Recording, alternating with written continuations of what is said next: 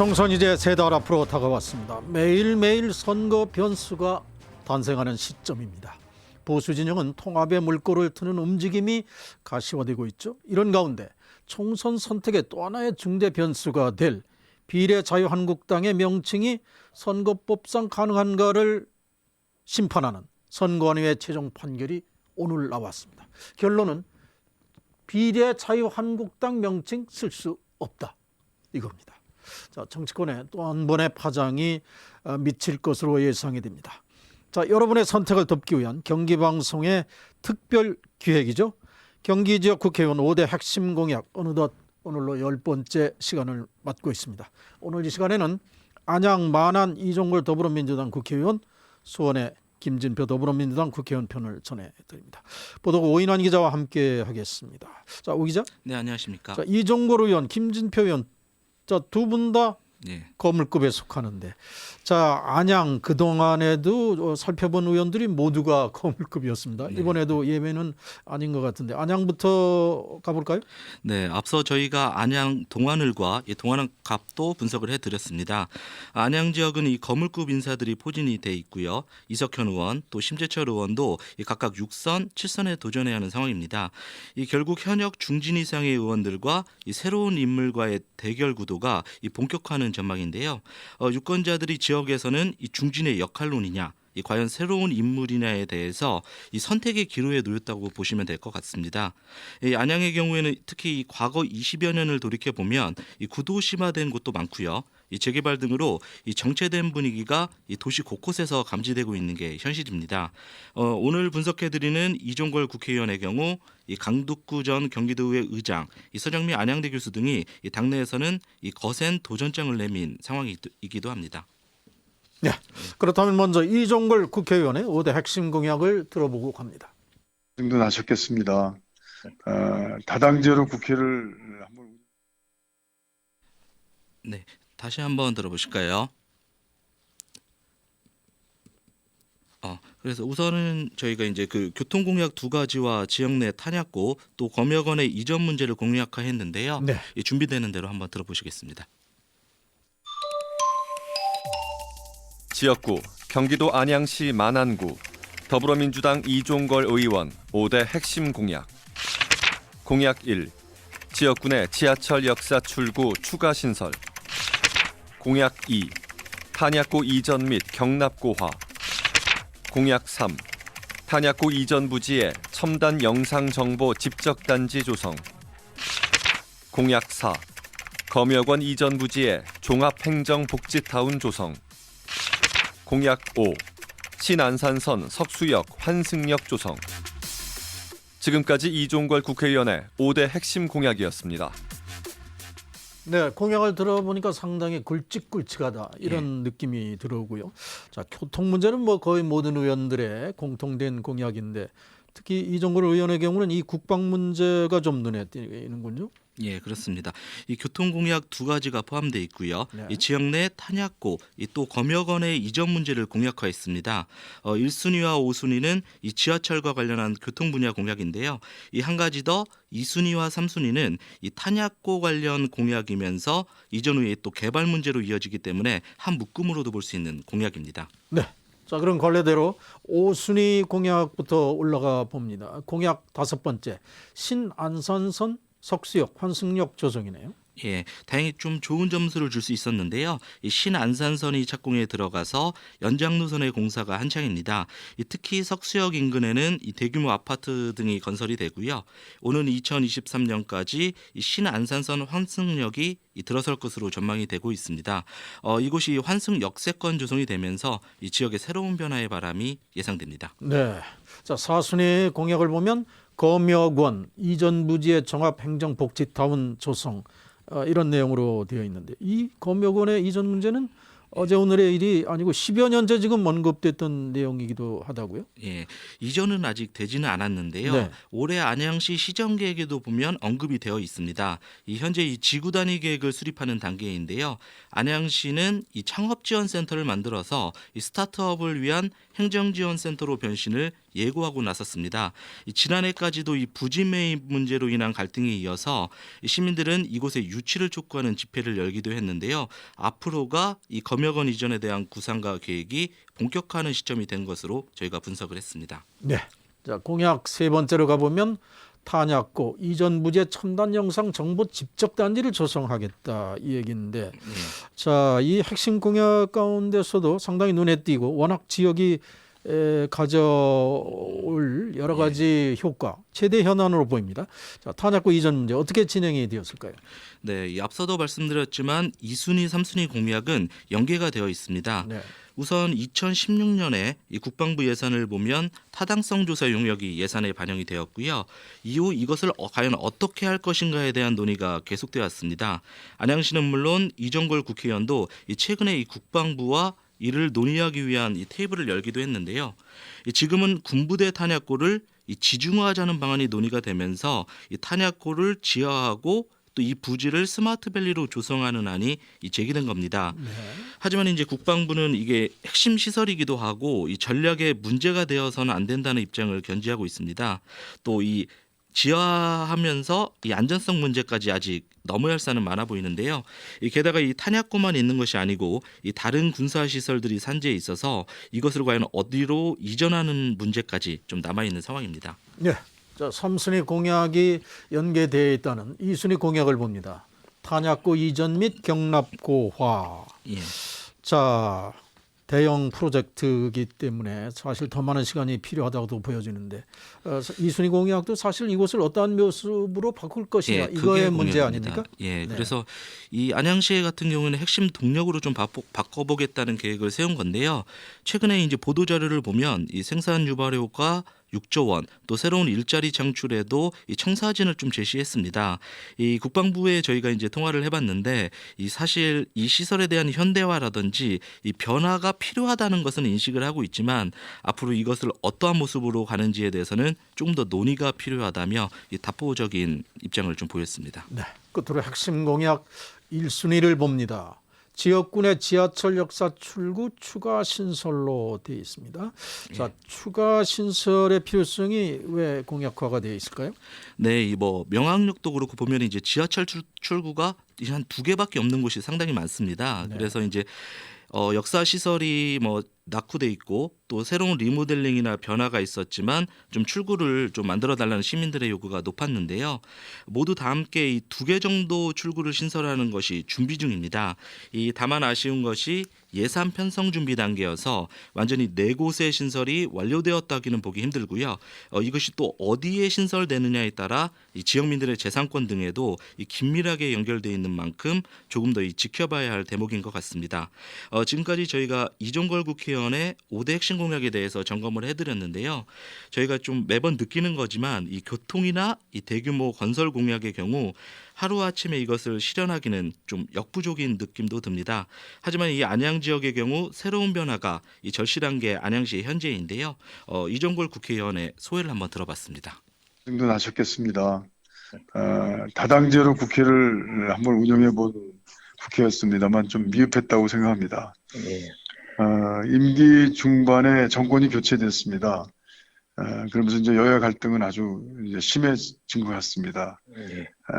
각자 그 지지자들에 대한 정치가 좀 심각해졌던 것 같기도 했습니다.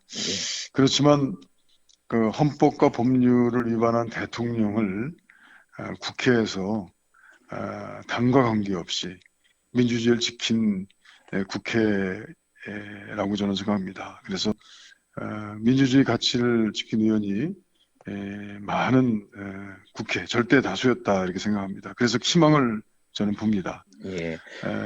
그래서 안양의 또 만안을 획기적으로 발전시킬 서안양 스마트 밸리 시티가 프로젝트의 본 궤도에 오르게 돼서 우리 문재인 대통령 공약도 하신 그 보람을 저는 꼭 이번에 희망으로 만들어 가겠다 이런 소회가 있습니다. 네. 자, 공약에 대한 성과, 여기에 민주주의를 지킨 이 가치까지 포함을 시켰습니다. 자, 이번에는 수원으로 가봅니다. 수원시 무 지역구죠. 김진표 국회의원. 예. 자, 국방위원회 소속인 만큼 자, 이와 관련한 공약 어떤 것이 있었을까? 자, 관심이 쓰여지는데 자, 5대 핵심 공약을 확인해 보고 갑니다. 지역구 경기도 수원시 무 더불어민주당 김진표 의원 5대 핵심 공약. 공약 1. 수원 비행장 이전, 한국형 실리콘밸리 조성. 공약 2. 공군 골프장 부지에 수원숲 조성. 공약 3. 분당선 연장선 급행화 및 권선지선 추진. 공약 4. 수원 농수산물 도매시장 시설 현대화 사업 조기 착공. 공약 5. 수원 게임 콘텐츠 고등학교 설립. 지금까지 김진표 국회의원의 5대 핵심 공약이었습니다. 네, 우선 이 수원시 무지역구의 상징성은 상당히 큽니다. 지난 총선에서 이 헌정사상 최초로 이 무선거구를 탄생하게 한 곳인데요. 해당 지역구의 경우 이 김진표 의원이 이 국무총리로 최근에 언급되기도 했었고요. 자유한국당 후보인 정미경 의원이 이 타선거구로 예비 후보 등록을 마치면서 이 다양한 이슈가 있었던 곳이기도 합니다. 오히려 제가 보기에는 이 당내 후보들이 여럿이 언급이 꾸준히 되고 있는데요. 김동연 전 경제부총리라든지 이기우 국회의장 비서실장도 있고요. 여러 후보들이 언급은 되는데 과연 출마를 할 것인가가 지역 정가의 최대 관심사입니다. 네. 자, 김진표 의원의 공약. 우선 뭐 예상했던 대로 수원 비행장 이전 문제가 가장 1순위 공약으로 올라 있고요. 예. 자, 5순위 공약부터 올라가 봅니다. 수원 게임 콘텐츠고 설립이네요. 네, 우선 이 게임 마이스터고가 올해 첫 문을 열 예정입니다. 아, 그렇나요? 예, 이 특화된 분야이기도 해서 이 상당히 관심을 끌었는데요. 2.5대 1의 경쟁률을 가졌다고 합니다. 또 이 문화체육관광부의 예산 지원과 지자체가 이 적극적인 지원을 하겠다고 나서면서 이 큰 한 획을 긋는 해가 될 것 같은데요. 사실 이 공약이 이 수원이 아닌 안양에서 실천이 돼버렸습니다. 이 배경을 살펴보니까 이 문광부가 당시 2014년에 이 경기도교육청과 수원시에 첫 제안을 했었는데요. 2016년에 접어들면서 이 수원시와 경기도교육청이 이견을 보이면서 이 사업이 다소 늦춰졌고 안양시가 사업에 뛰어들면서 안양에서 빛을 보게 된 겁니다. 다만 뭐 판교 등 관련 업체들도 가깝기도 해서 이 산학협력의 첫 신호탄이 될 것으로는 기대가 됩니다. 네, 김 의원으로서는 다소 아쉬움이 있겠지만 그래도 타 지역에서나마 현실이 된 것, 교육에도 큰 변화를 가져올 것이 아닌가 하는 기대도 가져봅니다. 자, 4순위 공약을 보니까 수원 농수산물 도매시장 시설 현대화 사업 조기 착공이네요. 네, 이거 최근에도 또 방문을 했었는데요. 현재 공사가 진행 중입니다. 임시로 마련된 공간에서 상인들이 장사를 이어가고 있는데요. 지난해 상인들과의 이견 문제, 또 이 토양 오염 문제가 제기되면서 이 공사가 잠시 중단되기도 했었습니다. 아마 올해가 이 공사 공정상 이 사실상 마무리되고 내년쯤이면 완공이 될 것으로 예상이 되는데요. 더 좋아진 점은 이 사업 부지가 더 넓어졌고요. 이 건물 연면적도 기존 계획보다 이 2배 정도 규모가 늘었습니다. 이 경기 남부 지역의 농산물 물류와 이 현대식 유통 매장의 구심점이 될 것으로 기대감이 높습니다.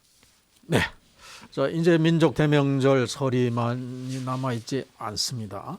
많은 분들 도매시장 시설 현대화도 중요하지만 전통시장 이용 많이 해주셨으면 하는 기대를 갖고요. 자, 3순위 공약을 봅니다. 분당선 연장선 급행화 및 권선지선 추진으로 되어 있습니다. 네, 이 해당 지역구를 보면서 이 덕영대로도 그렇고요. 이 차량으로 이동하는 교통 혼잡이 불가피합니다. 그렇다 보니까 이 분당선 망포역부터 이 오목천역까지 이 지선을 추진하는 방안이 여러 차례 제기가 됐었는데요. 이미 지선에 대한 타당성 용역이 발주가 되었고 올해 결과가 나올 것으로 예상이 됩니다. 이 가까운 거리지만 차량으로는 엄두를 못 냈던 만큼 이 시민들이 거는 기대가 더욱 큰 것으로 보여집니다. 네, 자 2순위 공약을 보면 공군 골프장 부지의 수원숲 조성.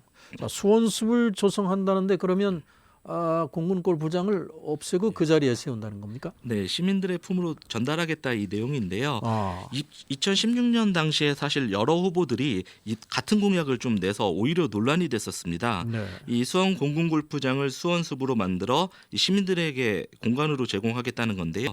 1순위 공약 먼저 말씀드리자면 이 수원 군공항 이전 문제가 워낙 크고 또 어려운 문제이다 보니까 이 대체로 우선 이 부지를 활용해 이 시민들에게 돌려주겠다는 거였습니다. 근데 이 공약 자체가 무의미했던 것이 공약 실천이 없었다는 점에서 아예 점수를 줄 수가 없었습니다. 그렇군요. 예. 자, 마지막 공약이지만 제1의 공약, 최대 공약 바로 수원시의 수건이죠. 수원 비행장 이전. 여기에 한국형 실리콘밸리를 조성한다는 건데 예. 자, 많은 분들이 관심을 가지고 이 공약의 실천 과정을 지켜봤을 텐데요. 네. 아직도 이거 해결이 나지 않은 거죠? 지난 화성시하고 수원시하고 워낙 이견이 컸고요. 네. 수원 비행장에 대해서는 여전히 좀 세심한 변화가 필요하다는 생각을 해봅니다. 네. 물론 이곳이 군사 시설이기도 하지만 DMZ와 같이 오히려 이 자연 등도 비교적 잘 보존이 돼 있고요. 또 그런 만큼 변수들이 워낙 많았습니다. 이 군공항 이전 문제가 제기되기는 했지만 또 20대 임기 내가 가장 갈등이 첨예했었는데요. 현재 저희가 확인을 해보니까 이 대체 후보지로 선정된 화성시가 유치를 위한 절차들을 아예 진행하지 않고 있습니다. 이 때문에 이 국방부는 물론 경기도, 이 관계기관들도 이를 강제할 수는 없는 상태인데요. 시민들도 많은 분들이 여전히 이 군공항 이전에 대해서는 이 화성 시민을 말하는 건데 네. 이 반대 입장이 더 많습니다. 10명 중 7명 정도가 이 반대하는 것으로 나와 있고요. 이 군사 시설에 대한 이전이 필요하다는 것도 어느 정도 인식을 하지만 아마 올해부터는 환경 문제로까지 번지면서 이 사업 진행 자체가 사실 쉽지 않을 것으로 전망이 됐습니다. 예. 수원 비행장 이전 문제. 자, 어느 후보가 계속 이 공약을 낼지도 궁금하고요. 그리고 언제 정말 수원시의 수건인 수원 비행장 이전이 되는 건지, 화성시 시민들과는 어떤 상생 협약이 가능한지 정말 가장 최대 현안 같습니다. 자, 오늘은 이종걸 국회의원, 김진표 국회의원이 어떤 공약을 실천했는지를 분석해 봤습니다. 경기방송이 기획하고 있는 경기 지역 5대 핵심 공약 분석, 유권자는 물론 앞으로 해당 지역구의 일꾼에게도 전하는 메시지이기도 합니다. 잘된 공약은 보완하고 실천하지 못했던 공약은 더욱더 이어받고 발전시켜서 지방자치의 미래 청사진을 제시해 주기를 당부드립니다. 오늘 방송해드린 내용은 경기방송 홈페이지에 자세히 공개를 해드리고 있습니다. 다음 이 시간에는 백혜련 국회의원, 윤호중 국회의원 편입니다. 지금까지 보도국 오인환 기자와 함께했습니다. 오 기자 수고했습니다. 감사합니다.